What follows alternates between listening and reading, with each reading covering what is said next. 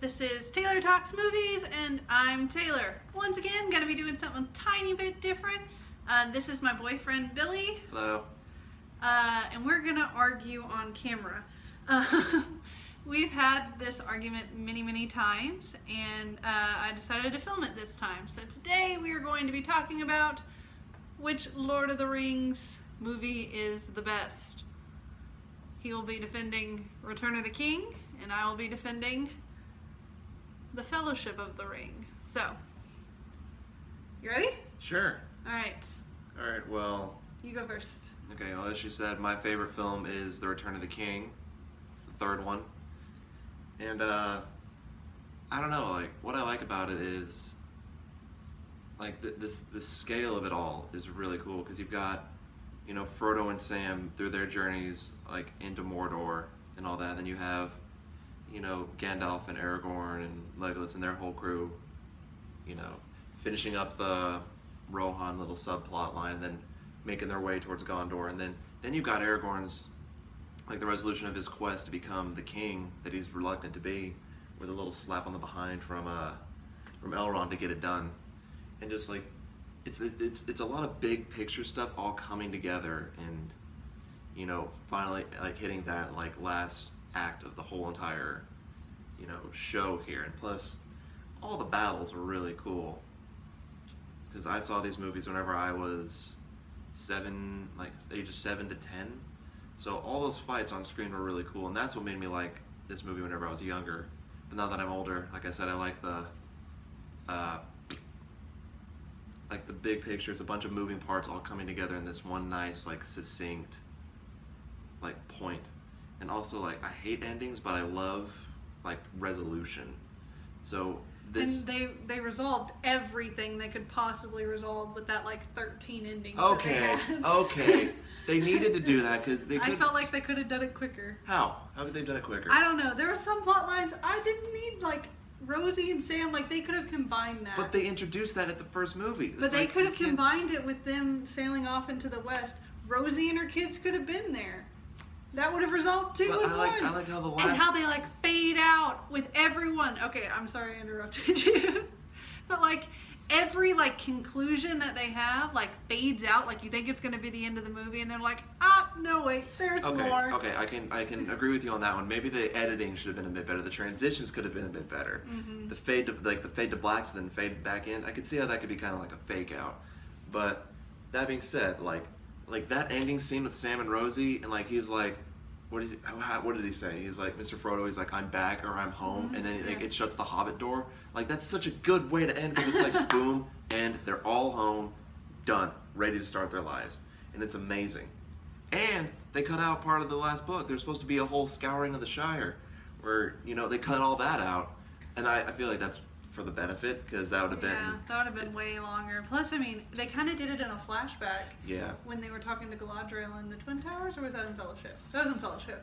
It was Fellowship. It was whenever Yeah. Frodo was looking in the little basin thing. I remember that. Okay, so... Also, the soundtrack is amazing. We're gonna My favorite... headbutt later. My favorite song in the entire soundtrack is Into the West, and it features Annie Lennox on vocals, and that's what plays during the credits. And it just, like, it's bittersweet and beautiful, and just kind of, it's really poignant song for the end of the film. Like, because like I said, the song's called Into the West, and it ends with Frodo and Gandalf, you know, sailing, and Bilbo sailing into the West to, you know, I don't want to say salvation, but, you know, a land of, like, where their ailments won't, you know, bother them anymore. They won't ail them anymore. And it's just a very poignant ending to a very beloved series of movies for me. And books. And books. Yeah, we both read the books numerous times. Yes. So. But those are a few reasons that I love Return of the King. Why do you love Fellowship, Miss? Well, I already did a video about that. But to kind of recap, I'm big into a narrative of a story, and I think Fellowship does a really good job of setting up the narrative and giving backstory and characterization that comes to fruition in Return of the King. I think the cinematography is gorgeous. I think they don't rely as much on CGI in the first movie. I think it's a lot more practical effects, and if you listen to the commentary on the extended edition, They talk about that. They talk about they didn't have a lot of CGI in the first one, especially Gollum. As cool as he looks in the third one, I think they kind of kept it really practical in the first movie. He wasn't even in there for all that long, though. I know, but they were able to do it in a practical way. Okay, because like, it only showed his eyes, and if he was looking through like that ladder thing, and then it showed him hopping around in Moria. That was about it. Well, also if you're talking, his hands. Yes, but if you're talking CGI, like one of the things that I dislike most about the entire series is in Return of the King, and it's when the Ghost Army comes out, and they're like that looks like it belongs in one of the Scooby-Doo movies. Well, there's no way they could do transparency like ghosts like that. I feel like they could have like they did instead of sidetrack. In The Hobbit, instead of using real people as the orcs and stuff, they just CGI'd it, and you could tell that they weren't real and they weren't there. However, I think they could have done the same thing with the Ghost Army, maybe filmed it with real people and then dialed back the what is it called, the transparency. Transparency. Maybe made them, still slightly transparent, but not as transparent. Because that CGI looked like it belonged in something out of Scooby-Doo, and it completely took me out of the film. I didn't think so. Okay. Anyway, going back to the Fellowship, liked their use of practical effects. I think that they did a really good job setting up the stories. The soundtrack is the best out of any Lord of the Rings movie. I'll fight you on that. Concerning Hobbits, or like I said in the other review, sometimes it's called The Shire. It depends on where you're getting it from. He says it's The Shire. I call it Concerning Hobbits. On the official soundtrack, it's called The Shire. Okay. The official soundtrack. But in the credits, it was called Concerning Hobbits. So, whichever one you want to do. At least on the version that I had, but it could have been something else. I don't know. I bootlegged the movie for a while. Could have been wrong. But then when I bought it, I haven't really paid attention to the credits that much. So, who knows? Anyway, let me see. What else do I like about it? Someone mentioned on my last review that I didn't talk about Aragorn much. And he does have a really big part in this movie. And when he is first revealed, I think that is the coolest intro to any character in the history of film, and I will fight you on that. I'm not disagreeing with you on that, but compare that to his arc and his path in Return of the King. It's he does a lot of growth. Yeah. And because he goes from that reluctant, I don't want this role, to embracing it. Well, so does Frodo. In the entire span of just the Fellowship, he's like, I don't want it. Take the ring, Gandalf. And then at the Council of Elrond, he's like, I will take the ring to Mordor. Mm-hmm. So good growth on both parts. Good growth on both parts. But Frodo can do it within the span of one movie. So anyway, consistency is also a big thing. When Frodo is presented Sting, in the first movie, he is glowing blue. In the third movie, I noticed 2 separate occasions where it is not glowing blue and there are orcs and goblins around. So that's a consistency thing. When? When they were battling Shelob, the spider. Whenever Sam was battling it? Yeah. It glows blue. No, it doesn't. Yes, it does. No, it doesn't. No, it doesn't. I'll fight you on it. All right. And I was just like, okay, I mean. Well, does it not glow okay, so it's not glowing whenever he's actually fighting the dang spider because there are no orcs around. They're on the edge of Mordor. You're telling me there's no, and then he's kidnapped by orcs well, if it's 10 minutes later. If it's I feel granted, the physics of Lord of the Rings is not expounded on. Yeah, but we don't know the sensitivity of Sting. It could be, orcs are within 100 meters. Because if it was just anytime there are orcs near, it would have been glowing as soon as they got to the dang marsh. Because it's just outside of Mordor. And that'd get rid of any use of Sting. Be oh, it's always on. I think you're being a little. Okay, I'll give you that if you want it. You can have that. But overall, okay, so let's talk about dilution. In my opinion, I think that if you have one battle, maybe 2.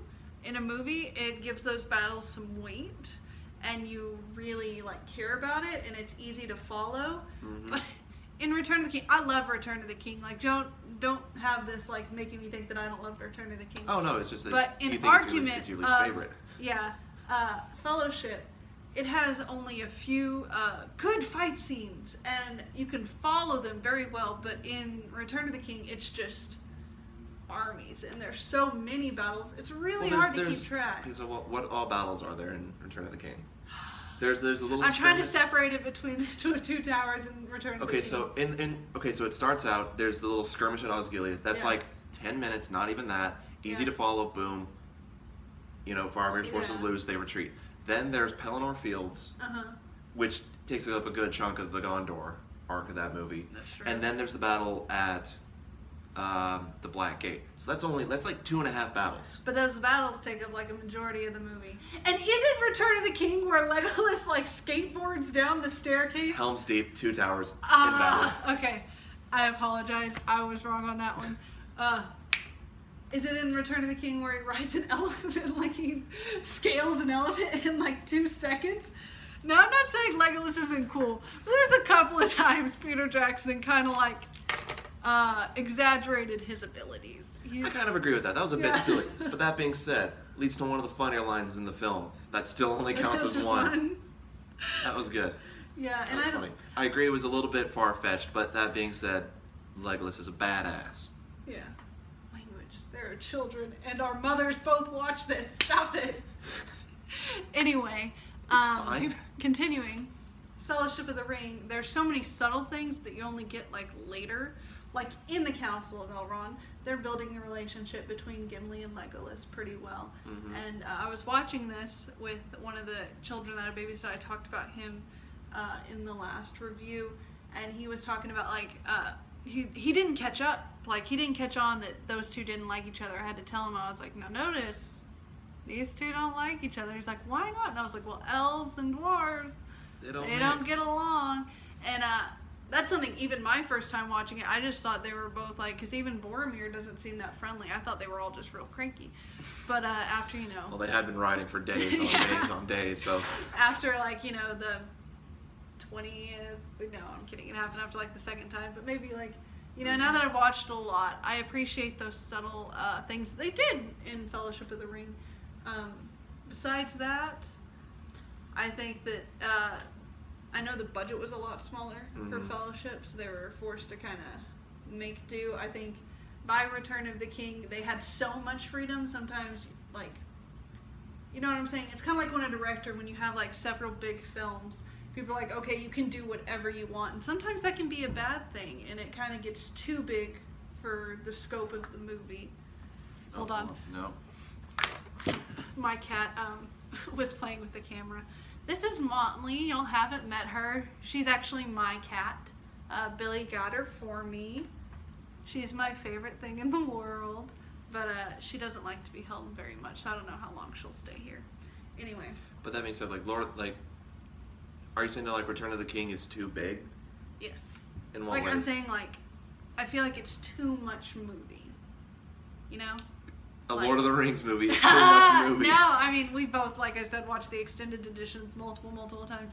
I'm saying, like, I feel like they didn't tackle everything. Like, They couldn't have, or else the movies would have had to been like days long. yeah. Because there's whole characters and like subplots that I are just think there was stuff that maybe could have been left out. Like, I don't think, like example. okay. I think they could have cut the battles shorter. I think that could have been a big thing they did. Like, made the battles, like, condensed or had them happen off screen. Just for one of them. Maybe one of the 3 that happened. Maybe have it just, like, have someone come from that battle. And I know that may, make some people Well, except mad. by the by, this battle happened, we lost. Do you realize how lame that would be? Yeah, I don't know. Maybe it's just because I'm not a huge, like, violence and gore and battles and I think it's like, for me, it's like the subtle nuances that make the movie the best. And see, And I can Fellowship like, has more of those. I can understand that because, like I said, whenever I first started watching the movies, I think that movie came out in 2004, and what would I have been? I would have been 9 or 10. Yeah, and I got Whenever it into came them out. when I was 18. So, like, at that point, seeing all, like, the swords and the fighting and all that crap, that was right up my alley. So Yeah. I didn't mind it, and I still don't. Yeah. I just appreciate the other parts of the movie now, as well as the battles. Yeah.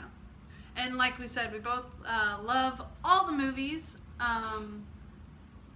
I I've never met anyone who says that Twin Towers is their favorite. Not Twin Towers, Two Towers. Oh my gosh. Two Towers is their favorite.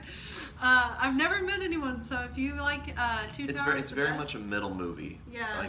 Like how The Empire Strikes Back is very much a middle trilogy movie. Mhm. The Two Towers, while being very good and kind of self-contained in its own right, is still like, it starts off, hey, here's bits of the last movie, and it's ending with, hey, here's building up part of the last movie, or the third movie.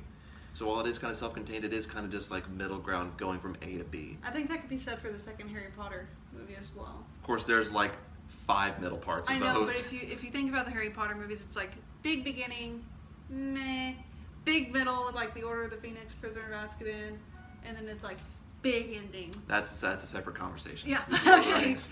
Anyway, so those are our thoughts. Let us know what you thought down below. If you like this video, then like this video. If you want to see more, maybe subscribe. Once again, check out the Most Reasonable Tolkien's fan page. I made that, like I said, and he is a member of it. Maybe one film or one video we can talk about The Hobbit. Oh, okay. That'll be fun. Yes.